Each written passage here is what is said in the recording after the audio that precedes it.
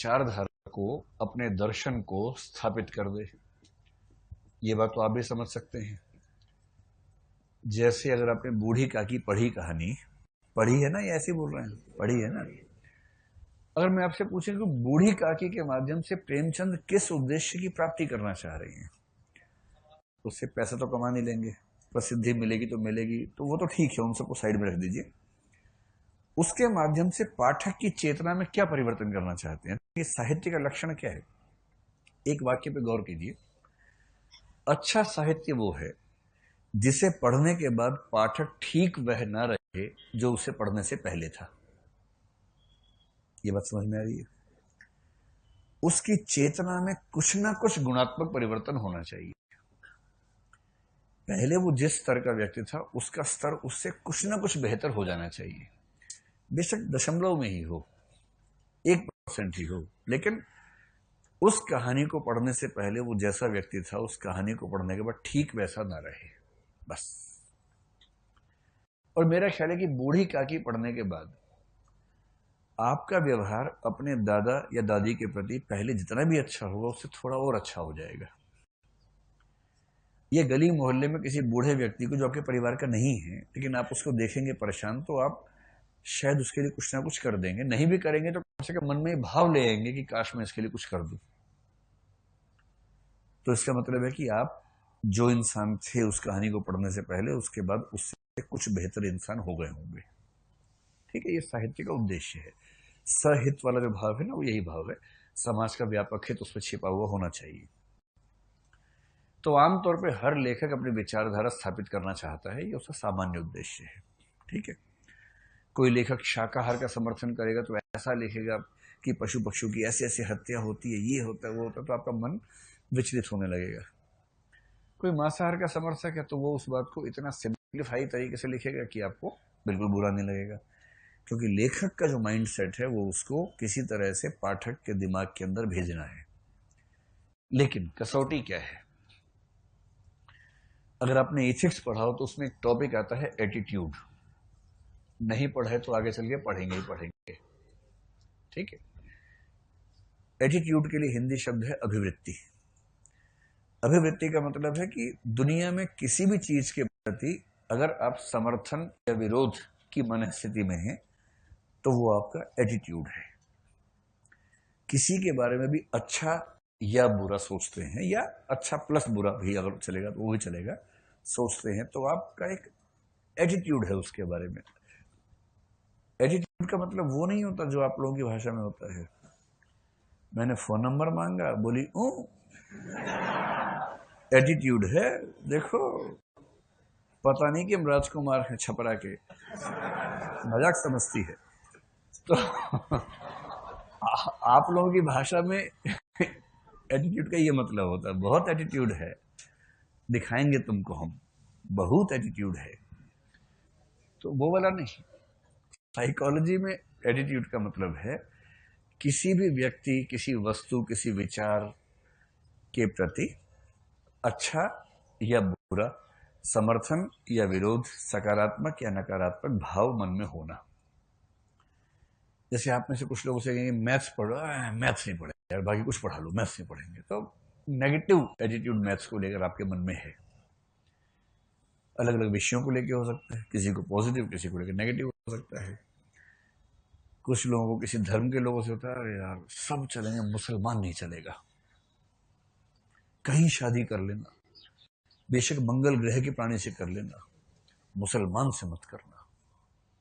और मुसलमान कोई है, वो घर में क्या चल रहा है, देख भाई, किसी मुसलमान से कर लो, ईसाई से कर लो, यहूदी से कर लो, मैं झेल लूंगा, हिंदू से मत करना। ये घर में आएगा 4 ठो मूर्ति लेके आ जाएगा साथ में, मैं झेल नहीं पाऊंगा, अगली बकरीद पर फिर तुम्हारा ही काम निपटाऊंगा, ध्यान रखना, अगर ऐसा किया तो बेटा ध्यान रखना। ये एटीट्यूड्स हैं, एक दूसरे समाज को लेकर बहुत नेगेटिव एटीट्यूड्स बने हुए हैं। ठीक है, अब समझदारी की बात है कि जब आप किसी का एटीट्यूड चेंज करना चाहते हैं, और ये खेल हमेशा चलता रहता है, हर पेरेंट्स को लगता है कि उनका बच्चा उतना ठीक नहीं है जितना होना चाहिए था, और बचपन से ही लगता है। और जिस दिन पड़ोस वाले बच्चे को देख लेते उस दिन और लगता है कि ये तो इतना योग्य है, कितना बढ़िया परफॉर्म कर रहा है हर चीज में। एक ये कद्दू हमारा देखो कुछ करता ही नहीं, इसको इंग्लिश भी नहीं आती, पोएम भी नहीं आती इसको, तो ना ठीक से खेलता है ना कुछ करता है। ये फीलिंग सबको है। मजे की बात है कि जिस बच्चे को देखकर इन पेरेंट्स को फीलिंग हो रही है ना, उसके पेरेंट्स को इसको देख के हो रही है वही फीलिंग। सब चाहते हैं कि बच्चे को समझाएं, देखो बेटा सीरियस हो जाओ, बाद में देर हो जाएगी। जबकि उन्होंने खुद देर की थी अपने जमाने में, अपने जमाने में बहुत देर की थी, लेकिन उनको भी लग रहा है कि जो गलती मुझसे हुई मेरे बच्चे से तो ना हो। वो भी क्या करे बेचारा। देखो बेटा बात को समझो। और बच्चा कैसे, जैसी बात बोलता है देखो बेटा, बच्चा यूं, बच्चे का ये भाव रहता है कि फिर ये उपदेश देना शुरू कर देगा। बाप करे मेरी बात सुनो, बच्चे ऐसे देख रहे हैं, हाँ पापा बोलो। देखो बेटा अभी 18 साल के, हाँ पापा मैं कल भी 18 का था, परसों भी 18 का था, रोज आप क्यों ये बात बोलते हो, आगे बोलो ना। ये बाप बेवकूफ है बेसिकली। लगभग हर होता है, हर एक होता है। एटीट्यूड चेंज करने की दुनिया का पहला नियम है कि अगर उस व्यक्ति को इस बात का आभास है कि मेरा एटीट्यूड बदला जा रहा है, तो वो चौकन्ना हो जाएगा। और उसके बाद कोई माई का लाल बदल नहीं सकता उसको, कितनी भी कोशिश कर लीजिए। चौकन्ना पता है, 4 कान वाला चौकन्ना। वैसे 2 कान है, 4 कान हो जाते हैं उस टाइम पे। सब कुछ सुन लेता है, मन के अंदर की बात भी सुन लेता है उसमें बच्चा। इसलिए अगर आपको कभी किसी का हृदय परिवर्तन करना भी हो, कई बार होता है कि आपका रूममेट है, किसी बात से भड़का हुआ है, आप चाह रहे हैं कि उसका माइंड ठीक हो जाए। इसका सबसे जरूरी तरीका है कि उसको इस बात का एहसास ना हो कि आप उसका एटीट्यूड चेंज करने की कोशिश कर रहे हैं। जहां कोशिश की आपने और उसको पता लग गया, उसके बाद कर ही नहीं पाएंगे आप, कुछ भी कर लीजिए। वो हमेशा होगा इस तरह से कि पता ना चले। यही कोशिश लेखक कर रहा है। अगर कहानी पढ़ना शुरू करते ही आपको आइडिया होगा कि मेरे विचार बदलने के मूड में है लेखक, तो वो बदल पाएगा या नहीं बदल पाएगा। आप कहेंगे पागल हो गया, मेरे विचार बदलेगा ये? अरे बदलेंगे ही नहीं विचार। इसलिए एक अच्छा लेखक अपने उद्देश्य को इस तरह से प्रस्तुत करेगा कि वो नजर ना आए। अब मैं 2 वाक्यों में कहता हूं। रचनाकार का उद्देश्य रचना पर थोपा हुआ होना चाहिए या रचना प्रक्रिया के भीतर घुला हुआ होना चाहिए। इस वाक्य को याद रखिएगा, थोपा हुआ ना हो,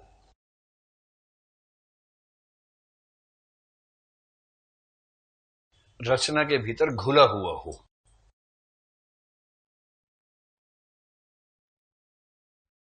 ये वैसे ही है जैसे बच्चों को ये कहना कि बेटा तुम मेथी का परांठा खा लो या पालक का परांठा खा लो, तो पत्ते देख के बच्चे भाग जाते हैं। उनको लगता है कि हम गाय भैंस से जो पत्ते खाएंगे हम लोग, हमको पिज्जा खिलाओ, हमको ये खिलाओ वो खिलाओ। तो हमने कई बार ऐसा प्रयोग करके देखा कि जब तक बच्चे को पता है कि ये सब्जी एक्स नाम की चीज की, तो वो नहीं खाएगा। आप सिर्फ इतना बोलिए कि ये वाई सब्जी है, नहीं क्या होता है, अरे इडली में बनते, अरे इडली सुनते बच्चों को चांस लगता है कि हाँ ठीक ही होगा। और जब बच्चा खाएगा चटकारे मार मार के, वाह क्या बात है, मैं तो कहता ही था ये है वो है। जब पूरा खा ले फिर बताइए कि बेटा ये वही था, मेथी ही थी ये। अगर आपने शुरू में कह दिया कि मेथी है, फिर आप कोशिश कर करके थक जाएंगे, वो खाएगा ही नहीं, बाल हट पाल लेगा। जहां आपने उसको पिज्जा कह के खिला दिया, कई मूर्ख बच्चों को लड्डू के अंदर दवाई खिलानी पड़ती है। दवाई खा लो और लड्डू खा लो, लड्डू हाँ 2 लड्डू को, तो लड्डू के अंदर दवाई ठूस दी उसके मुंह के अंदर, क्या पता लगा। तो लेखक को क्या करना चाहिए, जो वो पाठक को दवाई खिलाना चाह रहा है लड्डू में ठूस के देनी चाहिए, पता पता ना लगे उसको। अगर पता लग गया कमबख्त पे असर ही नहीं पड़ेगा। इसलिए हल्के रचनाकार थोप देते हैं। आपके पाठ्यक्रम में दिव्या पर यह आरोप है कि दिव्या में उद्देश्य थोपा हुआ सा नजर आता है, हल्का हल्का, हालांकि बहुत हल्का नजर आता है। गोदाना पढ़ के थक जाएंगे, गोदान में नजर नहीं आएगा। आप समझ नहीं पाएंगे गोदान क्यों लिखा है, कोई उद्देश्य नजर नहीं आएगा, स्पेशली अंत में नजर नहीं आता है। मैला आंचल में तो और नजर नहीं आता है, रत्ती भर आषाढ़ के एक दिन नजर ही नहीं आएगा, एक दुनिया समान अंतर कहीं नजर नहीं आएगा। प्रेमचंद की शुरुआती कहानियों में जहां गोलूपन हावी है वहां नजर आ जाता है। जैसे बूढ़ी काकी, अभी तो आप एकदम गोलू लेवल पे ऐसे नहीं समझ पाए होंगे, लेकिन साहित्य को समझने वाला कोई भी व्यक्ति उस कहानी का एक पेज पढ़ के समझ जाता है कि क्या होने वाला है, अंत में वही हृदय परिवर्तन होगा। तो उद्देश्य घुला हो, चिपका हुआ ना हो, थोपा हुआ ना हो, ये अकेली कसौटी उद्देश्य के बारे में ध्यान रखनी है। याद रहेगा? चलिए, अब दो शब्द हैं, एक कथानक, एक कथा वस्तु। कथा वस्तु के लिए अंग्रेजी शब्द होता है थीम, THEME, थीम। और कथानक के लिए अंग्रेजी शब्द होता है प्लॉट, PLOT। तो कथानक और कथा वस्तु, इन दो बातों का हल्का हल्का जिक्र आपको करना है। कथा वस्तु का थोड़ा सा, कथानक का थोड़ा ज्यादा जिक्र करना होता है। थीम का बेसिक मतलब सिर्फ ये है कि आपने जो, देखिए कथा वस्तु, साहित्य में वस्तु का मतलब होता है कि उसका कंटेंट क्या है, कंटेंट का मतलब विषय वस्तु क्या है। तो कथा वस्तु का मतलब हुआ कहानी की विषय वस्तु क्या है, विषय वस्तु का मतलब टॉपिक क्या है, किस विषय पे लिखी है कहानी, उसमें क्या क्या बातें लिखी हैं, इसको बोलते हैं कहानी की कथा वस्तु। अब विषय वस्तु को लेकर केवल दो कसौटियां हैं। जैसे कुछ कहानियां पढ़ के आपको यह भरोसा होगा कि हां ये सही बात है, आपके घर में बेशक ना हुआ हो पर आपको लगता है कि हां ऐसा कई घरों में होता होगा। जैसे बूढ़ी काकी, हो सकता है कि आपके घर में भी कोई बूढ़ी काकी रहती हो जो तरसती हो, उसको ठीक से चीजें ना मिलती हो और आपने कभी इस पर ध्यान ना दिया हो। और यह भी हो सकता है कि आपको लगे कि नहीं मेरे घर में तो ऐसा नहीं है, मेरे घर में तो सम्मान हो रहा है, लेकिन हाँ समाज में ऐसा आमतौर पर दिखता है। अगर आपको किसी कहानी या उपन्यास पढ़ के ये भरोसा जमे कि हाँ ये समाज का सच है, तो हम कहेंगे कि इसकी कथा वस्तु क्रेडिबल है, विश्वसनीय है।